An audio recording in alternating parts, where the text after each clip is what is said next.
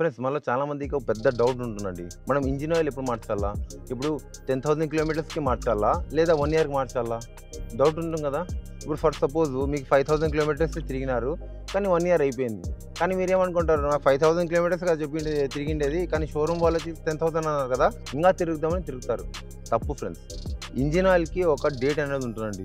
మనం engine oil ఏపించుకున్న తర్వాత 10,000 kilometres అన్నా లేదా 1 ఇయర్ కన్నా మనం ఖచ్చితంగా చేంజ్ చేయించుకోవాలండి.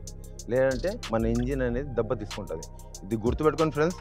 మన ఇంజిన్ ఆయిల్ మనం ఎప్పటి నుంచి అయితే మనం వాడుతున్నామో ఆ మంత్ నుంచి నెక్స్ట్ ఆ మంత్ వచ్చేంత వరకు మనము ఒకవేళ 10,000 కిలోమీటర్స్ తిరిగినామంటే వెంటనే చేంజ్ చేయించుకోవాలా. 10,000 కిలోమీటర్స్ ముందే ఉంటే మేల్ అండి. ఒక 2,000 కిలోమీటర్స్ తక్కువ ఉంటేనే మేల్. అంటే 8,000కి 7,000 చేంజ్ చేయించుకుంటే బెస్ట్ అండి. లేదా 1 ఇయర్ కంప్లీట్ అయ్యి వచ్చింది అంటే 11 మంత్స్ లేదంటే 10 మంత్స్ అలా అయిపోతుందంటే అప్పుడే చేంజ్ చేయించుకుంటారు. అట్లయితే మీ ఇంజిన్ చాలా బాగుంటుందండి. ఇలాంటి టిప్స్ అండ్ ట్రిక్స్ మరంతా కావాలంటే మన ఛానల్ని సబ్స్క్రైబ్ చేయండి.